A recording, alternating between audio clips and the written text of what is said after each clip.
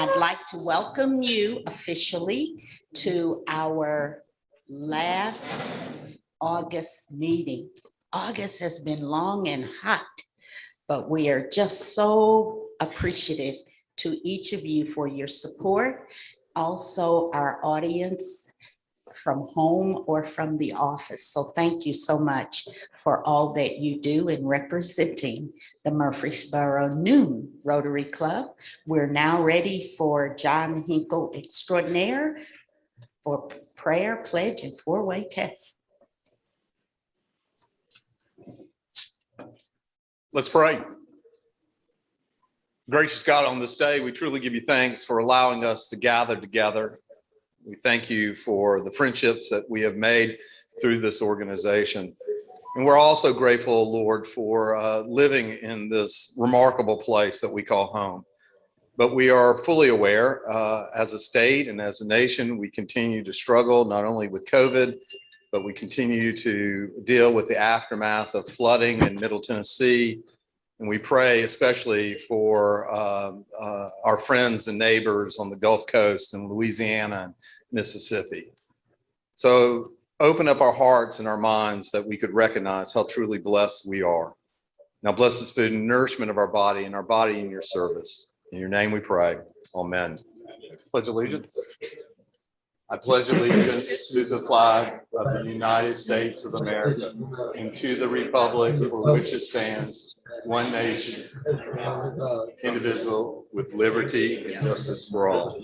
In the four-way test, first, second, third, and fourth. Thank you.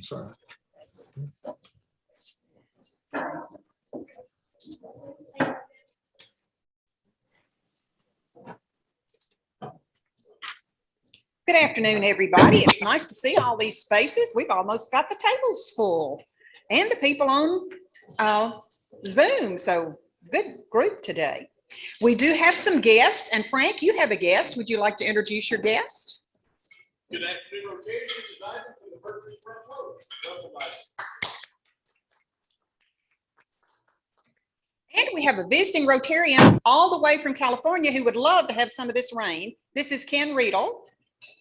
And his uncle, who lives in Murfreesboro, Tom Washer. So it's nice to have both of them.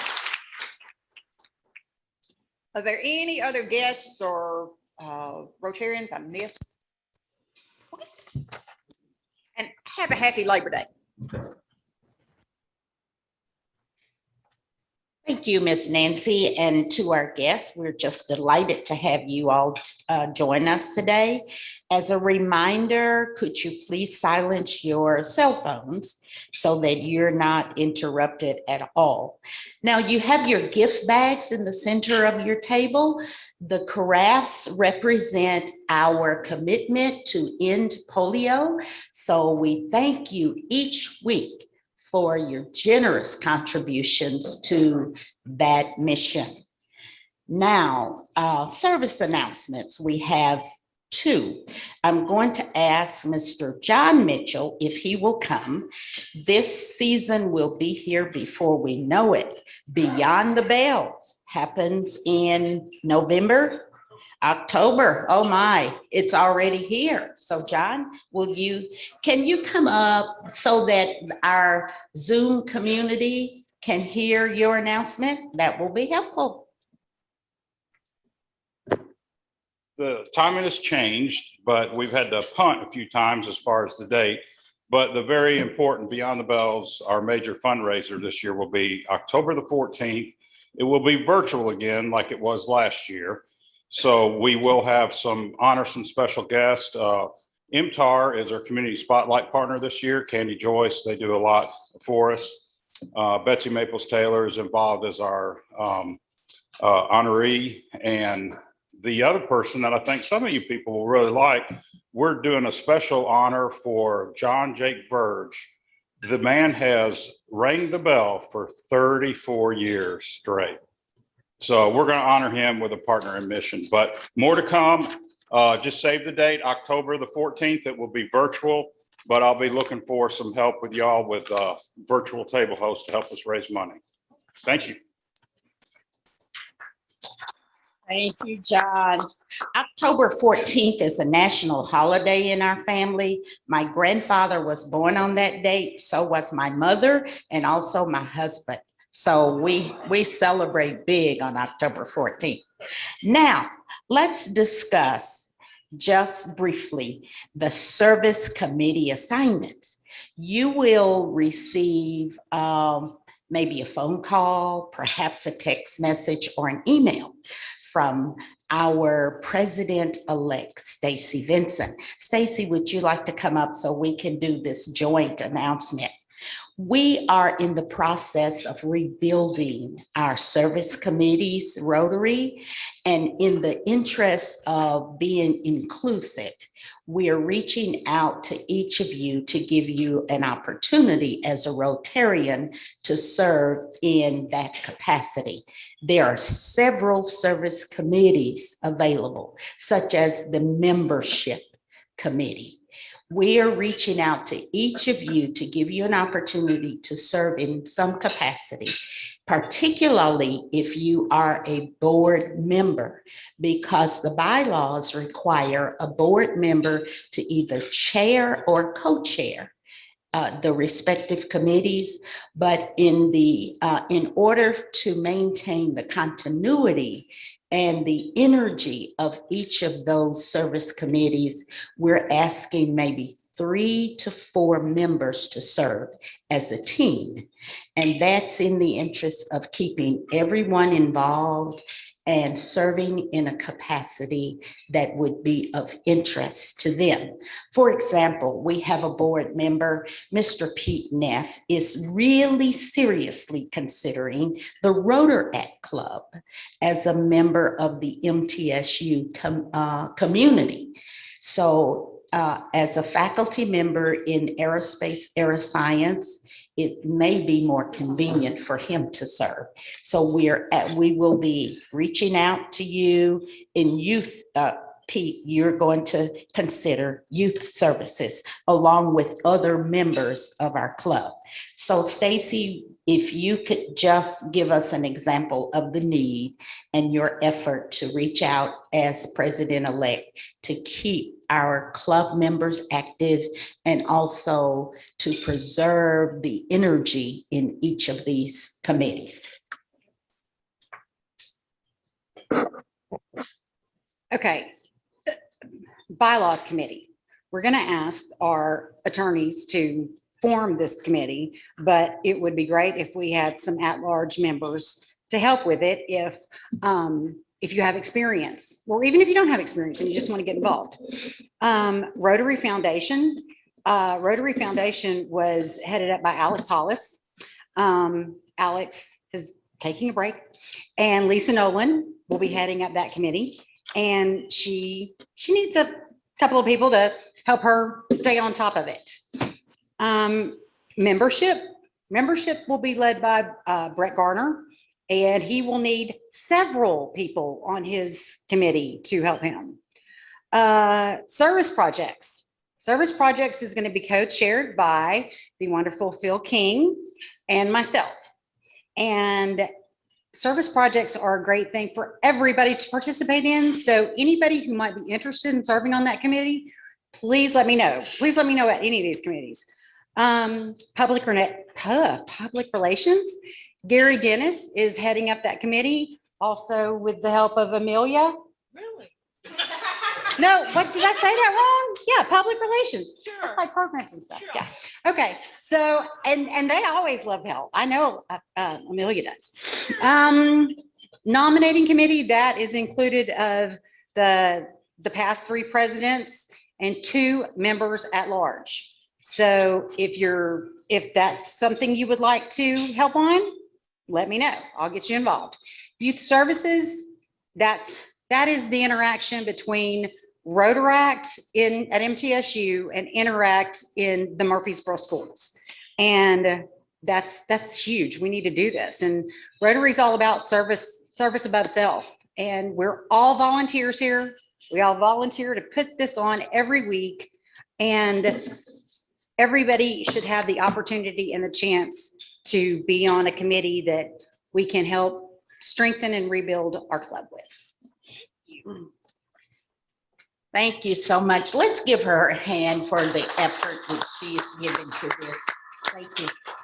Because we're all about making a difference for a more inclusive future as we move forward. So we're building strong bones like contractors do with homes. We're building strong bones. So in our absence, this will continue in the future. All right? Can you smell the air that is full of football? How many of you remember, let's get ready to rumble? All right, MTSU football is back for 2021. So AD Massaro, could you just give us a brief update about the kickoff season this weekend?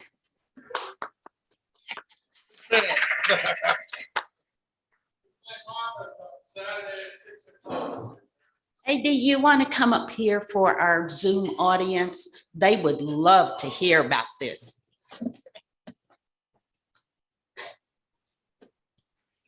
I was a little leery of coming up and being in the presence of Joe Dubin, but anyhow, thanks to the Murfreesboro Post for all your coverage that you give us. We play Monmouth, which is a school out of New Jersey, Saturday at 6 o'clock, and they're good. They're ranked in the top 10 in FCS, so it's our guys got to bring their game to win this. So we just can't show up and play. So it should be a really great football game. You heard Coach Stockstill a couple of weeks ago. He's excited about the season, so we hope we see you all Saturday night at 6.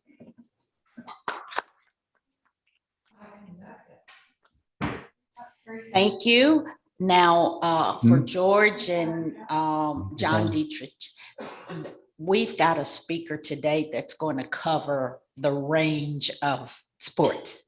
So if in the best interest of time, I'm going to ask Amelia if she will introduce our speaker.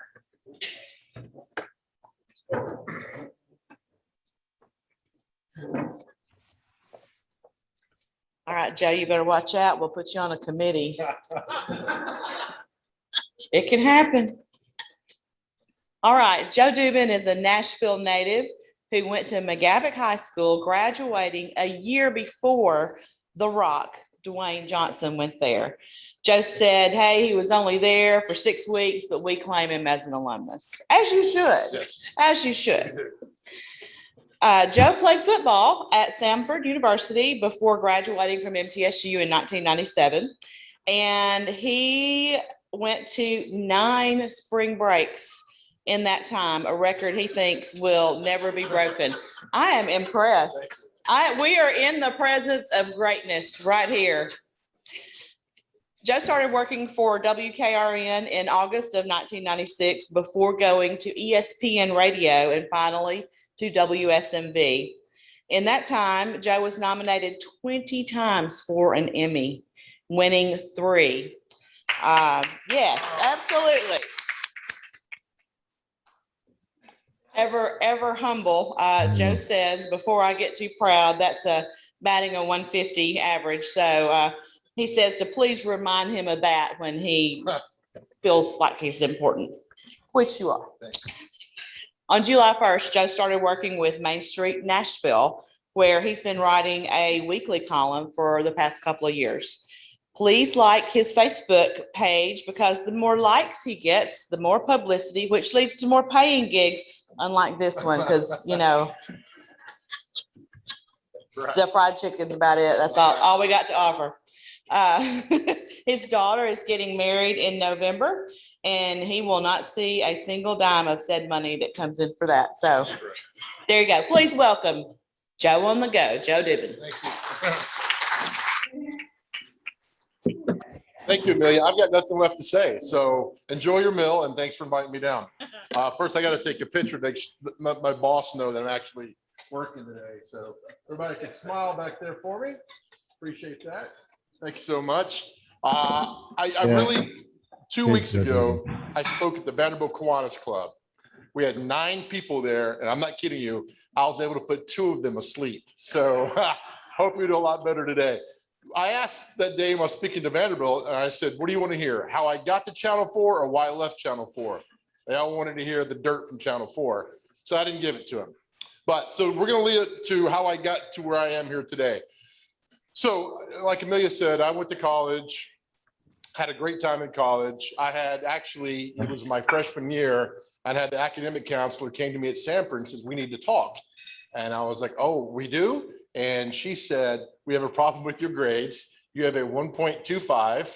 And I was like, wow, how in the heck did I get a 1.25? But back then, as Chris, you remember, you just had to pass hours. There was not really a GPA that you had to get. So I passed my hours, but my 1.25 was not letting me partake in intramurals and everything else. Anyway, I had a great time in college, by the way.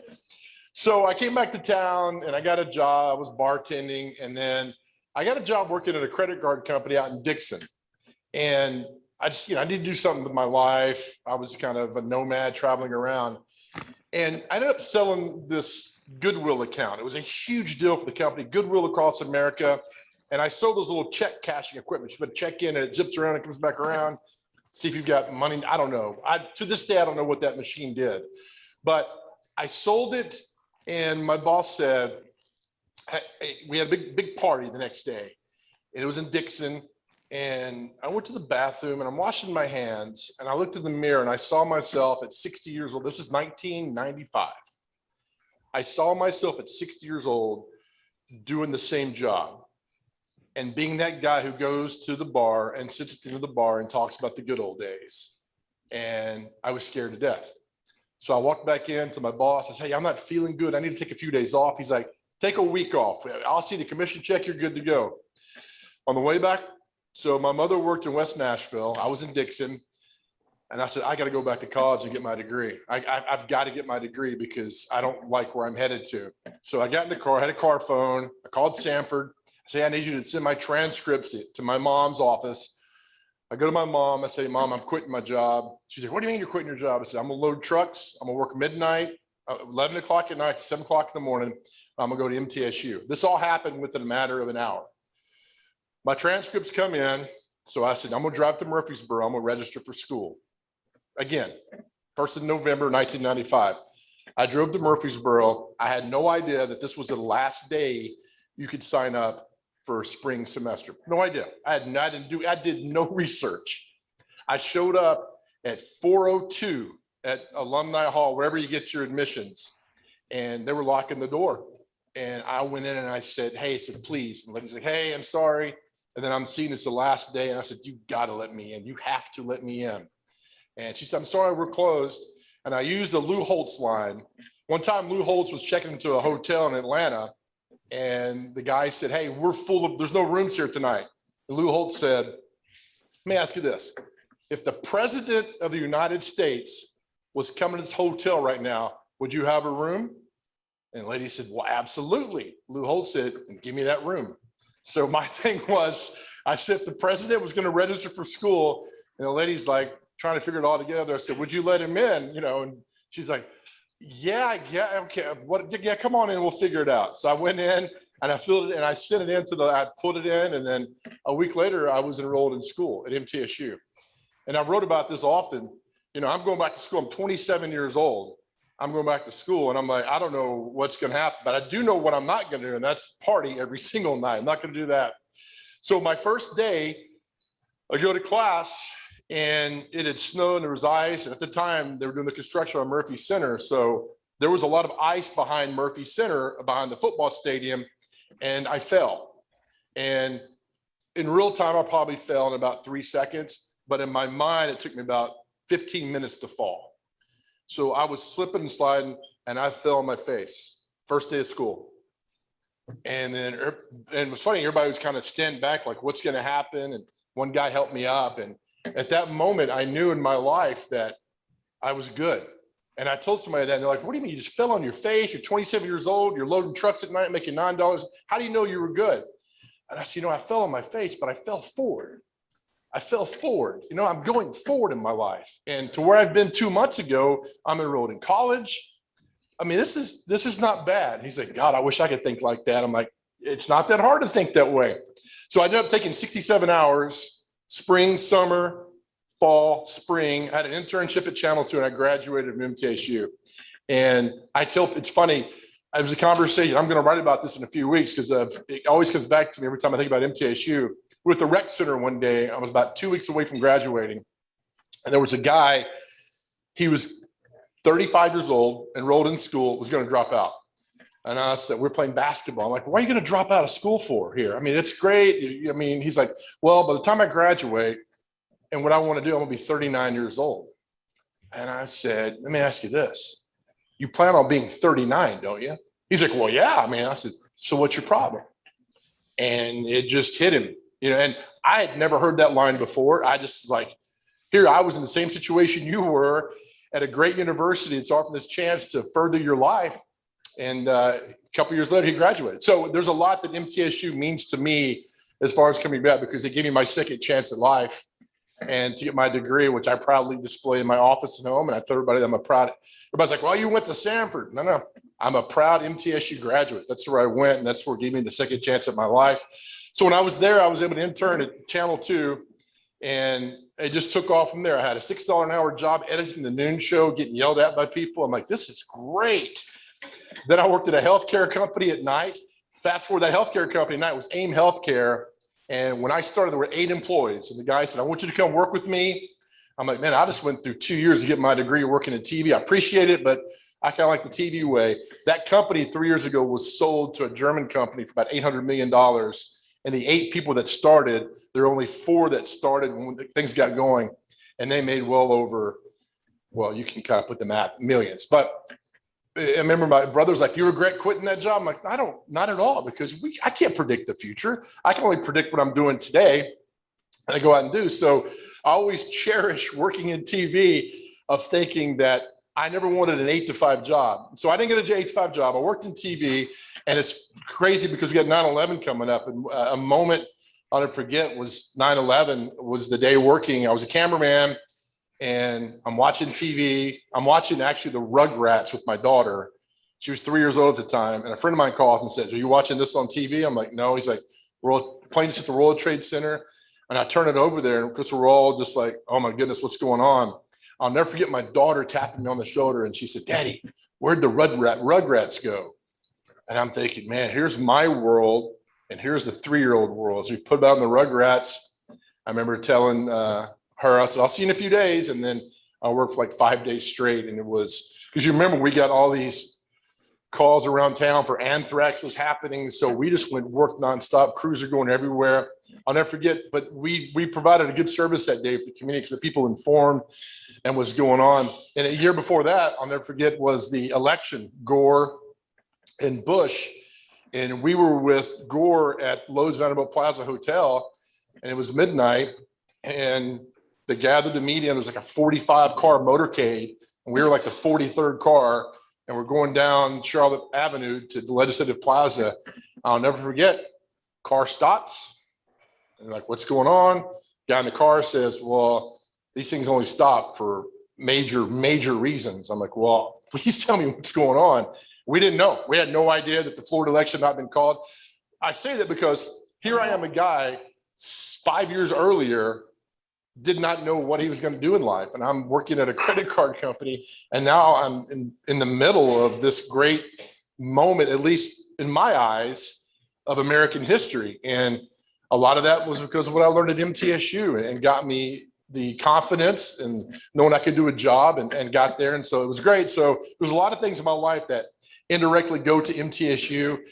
So I did the Big Joe thing. It's a whole other story to get into how I did that. I was doing this stuff at work. At the time I worked at Channel 2, we had the Titans preseason games. And we do these awful promos of the game, like Titans versus the Bears, Saturday at 6. So I kept writing proposals to our guy that did all the creative services guy. I get all these scripts to him, probably 50 of them. And he was like, hey, we'll do it eventually. So finally he said, you know what, we're going to do one of these commercials that you've written just so you'll stop writing them. I said, perfect. So we did a takeoff on the Blair Witch Project. I was a Jaguar player, and I had a camera in my face. So it gets nominated for a national award. It never happened before. Channel 2 never got nominated for this award. We didn't win it. It's called the Alpha Award. But after all that came down, the boss said, from now on, you get to write all the promotion for football and the commercials. I said, fantastic. We won that award 2 years later. And I tell people, it's a thing where, working or doing anything, you'll get told no repeatedly. And I'll tell schools this when I go talk to to high schools or colleges. I said, my thing was I kept knocking on a door, right? And there's that old parable, we keep knocking on the door, and finally the homeowner comes down and opens the door and says, the only reason I'm opening this door is that you won't stop knocking. And I tell kids all the time, never stop knocking on the door. Never stop knocking on the door. And in fact, this morning I was reading something where Sylvester Stallone visited his old apartment. It's on his Instagram today. Visited his Hollywood apartment when he first moved to LA. And he said, in that room, in that window is where I wrote Rocky, where everybody said, don't do it. Nobody cares. You won't get anywhere. He goes, but I just kept punching. My thing is you just keep knocking on the door. Just keep knocking on the door. So I get the Big Joe thing going at Channel 2. We're having a lot of fun. And then one day at Channel 2, my boss calls me and says, hey, I need you to do sports this weekend. The entire sports department just quit. It's like, what? He's like, I need you to do sport. This was June and July of 2006. And I said, man, I don't want to do that. He said, I need you. I'll make it up to you. So that was the week the World Cup was playing. So I just went and treated it like a big Saturday Night Live skit. There was these countries that USA was playing I'd never heard of. I made up a map. Like, I can't identify this country. GM loved it. That's how I got into sports. So I stayed in sports for a while. And then I ended up going to ESPN Radio here in town. And then Channel 4 called me and I ended up being at Channel 4. And I was there for about 6.5 years for my newest endeavor. And so with the whole world of sports and news, and I left and I did the Big Joe thing there at Channel 4 too. And that was fun. My thing was getting out into the community and telling stories and having fun with people. And a moment that I won't forget is when my boss came to me, who my blood pressure will rise. He said, how do you want to do these COVID stories going forward? And I said, I'd like to go and I'd like to tell positive stories of people who are like fighting it and who are there. And the first story we did was the deli here in Murfreesboro called Delmonico's. Former MTSU quarterback, has the deli, great food. He said, they had double mortgaged his house. The first 2 months were great and the pandemic hits. And his wife was pregnant. He got 2 other kids. And he said, I don't know what we're going to do. And the look of fear on his face. And I remember telling him, I said, look, we're going to help get the good word, help you out. Get the word out. Maybe somebody will come buy a few sandwiches and we'll do all that. So we did the segment, positive. People rallied. There's a law firm in Nashville that came down and bought a bunch of sandwiches from him because they saw his story. So I wanted to tell these stories of positivity during COVID. And so when all that happened, my boss said, hey, that's great, a positive story, but people really don't care. And I said, I disagree with these. That sounds good, but nobody wants to see it. It's not real life, not real world. I said, well, I disagree. And Kent's probably laughing over there. I said, I see it every day. I see these stories there. Why can't we tell these stories every day? He's again, people don't care. I said, well, I disagree. So we ended up telling these great stories of positivity. And I went back to a thing my son had to do in 4th grade. He had an assignment after school one day. His assignment was to count all the red cars that we saw that afternoon, every red car. I said, all right, Dad, let's count all the red cars. He's like, there's a red car, and there's a red car. And so I took this story years later, which is a few months ago, and I'm thinking, one guy doesn't care about the positive stories, but telling me there's not a lot of them out there. But you know what? Like the count of the red cars, I went and found these, they're everywhere. You find positive stories. So I search for the red car. I search for positive stories to see great stories and great people and the struggle, how they're coming together, the community's helping them out. And they're everywhere. So when I always tell my son, so we're going to count the red cars today. He's like, well, there's a lot of bad going on. We're going to count the red cars. We're going to see the good today. There's a lot of good happening out there. So this leads into my transition from leaving Channel 4. So I'm fighting this every day of what am I going to do, tell these stories, and yet I'm getting no support back there. And my favorite moment was there's a golf tournament. Simmons Bank Open came to town. It was out in Franklin, got postponed in 2020, came back. And it was one of the first big, huge events that wasn't football, basketball, or baseball for the community. And I went out and I I so hope he's watching my old boss on this Zoom right now, because this is something else. I do the story and he says, we got to talk about your story. Come in here tomorrow. And I'm like, oh, this will be great. So anytime you get called in the boss's office, it's going to be something you're going to remember forever. He said, I'm so disappointed at your story today. Or yesterday, I'm so disappointed. Nobody cares about that. I'm like, well, again, it's, these volunteers are coming together. It's a golf tournament. People are coming to Middle Tennessee. They're spending money. He's like, our demographic, you need to go out there and figure out what a 35 to 50-year-old woman wants. And I said, say that again? He's like, you need to figure out what a 35 to 50-year-old woman wants. And I said, I'm not trying to be a smart aleck, but I'm a 52-year-old male. He said, I know that, but you got to figure out what they want. Our demographic is a 35 to 50-year-old woman who's divorced with 2 kids. And I was like, you understand that? And I said, you know what? I said, you know what a 35 to 50-year-old woman with 2 kids and divorced, you know what she wants right now? A happy She story. wants a break. And he's leaned back. He's like, how do you figure that? I said, because I was raised by that woman. And I know she's not sitting at home watching morning television saying to herself, that's an awful story. I can't believe you're doing that story today. And then I knew that it was time to get out of working in television. I knew then that I needed to go to a place that still covers stories, held people accountable, but every day it wasn't, hey, all stories we're going to do today are all negative. And I just couldn't do that, And so I got Main Street Media, and the moment, actually another Murfreesboro story, I was getting my oil changed at Nelson Mazda. I went across the street and was eating a Baja Burrito. And I was in there and a lady comes up to me, very sweet lady, and says, I don't mean to bother you, but are you Big Joe? And I said, yes, ma'am. How can I help you? She said, you wrote a story a few weeks ago about your belt breaking. I wrote a story. My belt had broke, right? It's like, who cares? Well, my belt breaks and I'm thinking, gosh, when did I buy this belt? And I bought the belt the day my son graduated pre-K, which is like, yay, pre-K. I mean, 20 years ago, nobody cared. Now it's the biggest thing, right? So it was a great thing. So I bought the belt that day. A month later, my mother dies. Fast forward 10 years later, my daughter graduates nursing school. And the day after she graduates nursing school, that belt breaks. And I couldn't throw it away. I couldn't. I mean, it's a belt that's broken. I could not throw the belt away because I said, you know what? That belt has carried me for the last 10 years. It's been everywhere. I mean, that simple black leather belt has been everywhere with me. I couldn't throw it away. She said, this lady said, I read your article. My husband passed away last year and I can't get rid of his shoes. And my kids say, I got to get rid of his shoes. And they said, Mom, you got to get rid of the shoes. And I can't get rid of the shoes. And your article told me that it's okay to keep the shoes. And I said, absolutely right. Keep those shoes. She's like, there's shoes in there that he wore to the hospital when our kids were born. And she told me the whole story. And more she's talking, I said, man, you can never get rid of those shoes. No matter what, never get rid of them. And I never get rid of that belt. So in TV, you tell positive, but there was this lady who came up to me in the middle of nowhere, Baja Burrito, over here in Murfreesboro, who told me this story.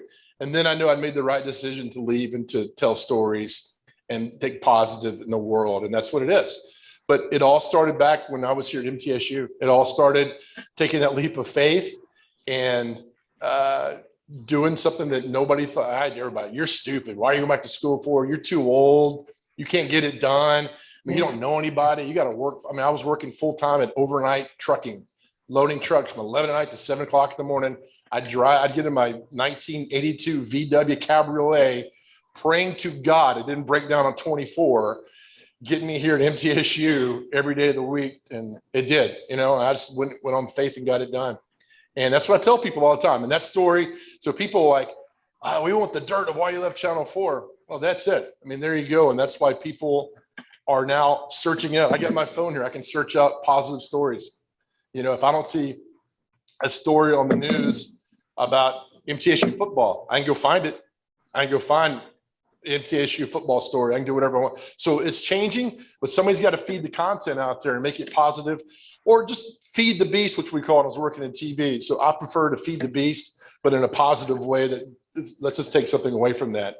I know we're here talking football and all that stuff, but I will tell you a great story with Rick Stockstill, who I absolutely think is one of the finest men on planet Earth. We'd come up here, we'd been in the morning, we'd cover the Titans practice. And as a cameraman, you can't do anything. You 5 minutes of practice, turn your camera off, you can shoot this, and then we're done. So you pretty much got 10 minutes of nothing. So that day I come up to MTSU and they're having a scrimmage on a Saturday, a week before the season started. And I told Coach Stockstill, I said, hey, I said, what can we do? He's like, listen, I don't give a damn what you do, just don't get hit. So I was like, so we're in the middle of the field, dude. I mean, it was so, I always remember that how gracious he was to all of us to come up there and cover the football team. So it was always a pleasure to come down here to go where you're wanted. And that leads into places you go where you're wanted and the people that you like. It was always a pleasure to come down here. I tell people I'd come down here 100 times before I'd go to a Tennessee Titans football game. I'd come to MTSU practice before I'd go to a Titans football game. I'd go to a high school football game on a Friday night before I'd go to a Titans practice, just because we're wanted. So I tell people, find where you're wanted in life and enjoy it, take care of each other, and have fun that way. And it's a very simple story.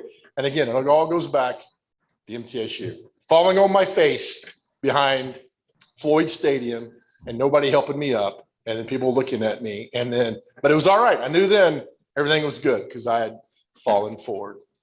So that's it. There you go. Thank you very much. Thank you. Is this the Q&A portion of the show? Anybody? Yes, sir. This is more of a comment.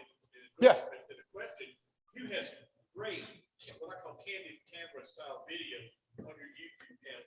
Can you share this when you were downtown Nashville? Yeah. Well, if you go back, we all remember Candid Camera, Alan Funt. I mean, it's funny, those things are timeless. And those hidden cameras and funny bits on the street, well, if you look throughout the last 25 years, they've gotten cruel. They've not really funny, and they're mean, they're putting people down. So I worked a drive-through at McDonald's for an hour with a hidden camera, and people were fantastic. I told them that here's your Big Mac. I ate half of it. Don't worry about it. Here's your shake. There's no whipped cream because I licked it all off. And people were fantastic. They just laughed the whole time. Nobody said, take it back. I remember one lady, I said, what did you order? She's like, I ordered 6 nuggets. I said, I got 4 for you. She's like, 4? I said, I ate 2 just to make sure they were good. She's like, oh, were they good? I'm like, yeah, they're good. Don't worry about it. So then we went downtown. So the first time I went downtown, I did a story I had was talking to people about the heat. And I had my guitar and I was sitting on a bench. Nobody would talk to me because they thought I was homeless. Not a soul would talk to me. So I said, this next time, I'm going to take a map of downtown Nashville, and I'm going to stand in front of the Ryman and ask people where the Ryman is. And it was fantastic because some people are like, I don't know where it is. And some are like, well, it should be, oh, there it is behind you. I'm like, oh, I'm from out of town. I don't know. And we spent hours, and people were great. So they like to have fun and like to, I think people look for humor. People want to see humor these days. It's something that's not derogatory or putting people down or arguing or other stuff like that. So it was a lot of fun. Thanks for noticing that. Appreciate it. Yeah, somebody else hand back there in the back. Yes.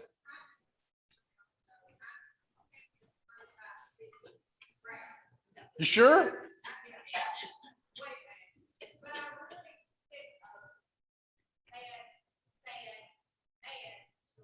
Yeah. It sounds like right. Right. And that's what I told, as well. I keep pointing to Kent because he does some stuff at Channel 4. And one of the best things that Channel 4 did was getting him to come on and talk about elections. You get a consultant who lives 500 miles away who's telling you what you should think about in town. And it was always bad. And I'm like, I don't want, nobody ever went to me when I was out doing a story and said, you know what, Joe, if you could do a few more awful car crash stories, that'd make me feel really, nobody's ever said that. So a consultant who drives that into the brain of a news director, general manager, I don't understand that thinking. I don't understand. And this is something else too, to bosses who move here. And I've written this before, like Oracle and Amazon. When you move here, get involved in the community. My boss at Channel 4 could not tell you, and I had the argument with him, could not tell you where Mount Juliet is or Gallatin, yet he's sending me out on stories there. He had no idea where those places are and had no idea why he sent me, because the consultant said, you got to get out of the community. He couldn't tell you where Murfreesboro is. And I'm not kidding you.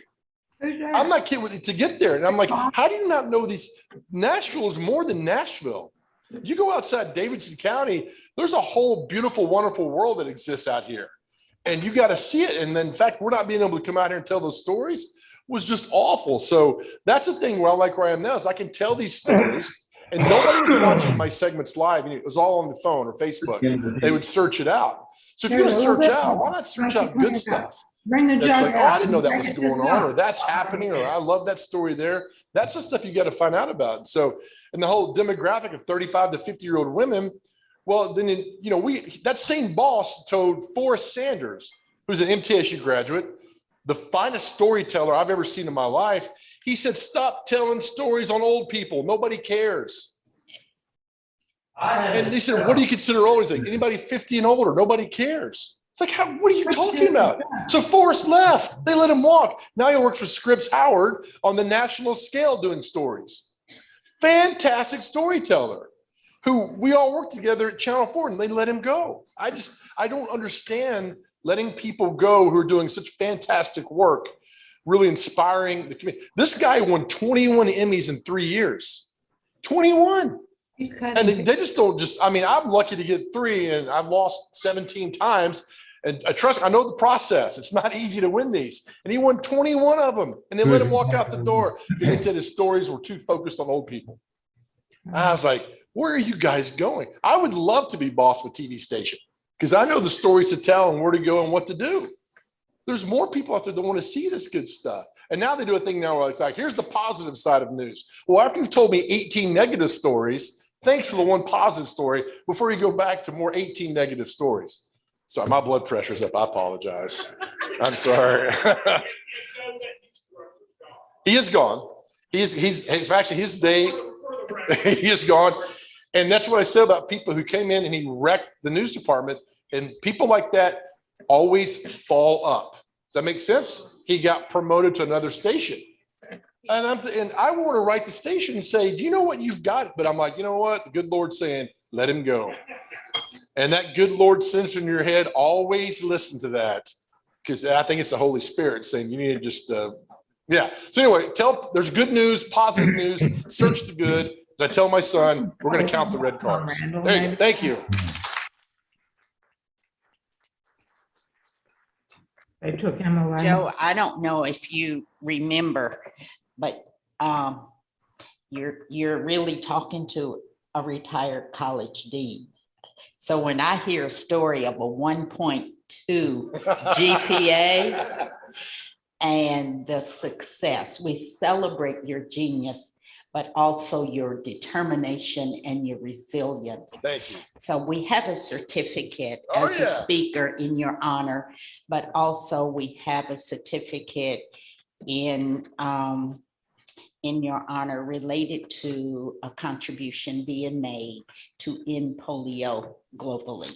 Thank you Fantastic. so Thank much, you. Joe. Thank you. So appreciate Thank you. Now, if that doesn't give you What does that pay? By the way? You get 2 pieces. double of what you got when you arrived. Now, if that doesn't give you anything to celebrate, we have Patience and Stacy to remind you this week, and in light of all that we've been able to overcome, what do we have to celebrate this week? Could you all stand?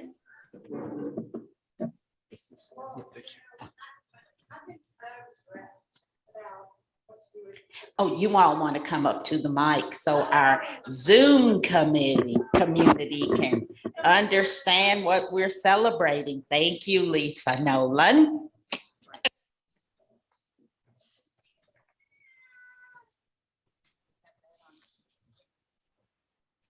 So- What were you saying? I've been so stressed about the pancake committee and what we're gonna do and I Did think I you- need more herbs. Did you know August 29th was more herb day, less salt day? So make sure to eat more- De-stress. De-stress herbs. with the herb. You know what I'm saying? And August 30th, if you don't like the less salt, it's marshmallow day. So eat a marshmallow. like the Ghostbusters did. Yeah. when They blew up the Stay Puft Marshmallow Man. Today is National Eat Outside Day. Not likely. A weatherman picked this I day for agree. National Eat Outside I Day. agree. And August 31st is National Trail Mix Day. Eat your berries and nuts. I'm more of a steak girl. I believe it. And then September 4th is International Bacon Day. Poor Wilbur. Charlotte's Web. Okay. And then we had nothing for the last one. September 4th is World Beer Day, and we're both glad that we don't celebrate it nor have it. So, Right, all right. right. That's Go a prank. It's a celebrate. prank day. Yes.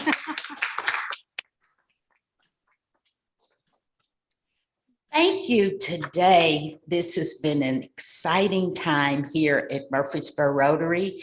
We thank each of you for your presence as well as the Zoom participants. And remember that we have canceled our meeting for September 7th. That is the day that the club will be closed, but we will reconvene the second Tuesday in September. Thank you. Go in love, go in peace, and go in unity.